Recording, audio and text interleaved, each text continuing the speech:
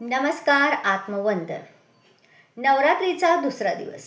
आज माता ब्रह्मचारिणीची पूजा केली जाते. आज आपण जाणून घेणार आहोत नवरात्रातील 9 दिवसांचा नैवेद्य. पहा, काल नवरात्रीतील पहिला दिवस घटस्थापना झाली. माता शैल्यपुत्रीची सर्वत्र पूजा होते. त्या दिवशी आपण मातेला साजूक तुपाचा नैवेद्य अर्पण करतो. आज आपण दुसरा दिवस, दुसरी माळ म्हणजेच आज माता ब्रह्मचारिणीची पूजा केली जाते. माता ब्रह्मचारिणीला आज आपण साखरेचा नैवेद्य दाखवतो. यामुळे घरातील सदस्यांचे आयुष्य वाढते. उद्या नवरात्रीची तिसरी माळ. त्या दिवशी माता चंद्रघंटेची पूजा केली जाते आणि दूध किंवा दुधापासून बनवलेल्या पदार्थांचा नैवेद्य म्हणून दाखवला जातो. या नैवेद्य दाखवल्यामुळे आपल्याला दुःखापासून मुक्ती मिळते, आनंदाची प्राप्ती होते. नवरात्रीच्या चौथ्या दिवशी म्हणजे माता कुष्मांडाची पूजा केली जाते.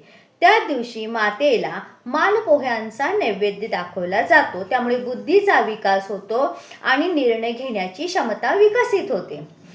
नवरात्राच्या 5व्या दिवशीचे व्रत म्हणजेच माता स्कंदमातेची पूजा केली जाते. त्या दिवशी मातेला कळ्यांचा नैवेद्य दाखवला जातो. त्यामुळे शारीरिक स्वास्थ्य उत्तम राहते. आणि 6व्या दिवशी माता कात्यायनीची पूजा केली जाते. मातेला मधाचा नैवेद्य दाखवला जातो, कारण साधकाची कांती तेजोमय होते. 7व्या दिवशी म्हणजे सप्तमीला माता कालरात्रीची पूजा केली जाते आणि माता कालरात्रीला गुळाचा नैवेद्य अर्पण केला जातो किंवा दाखविला जातो.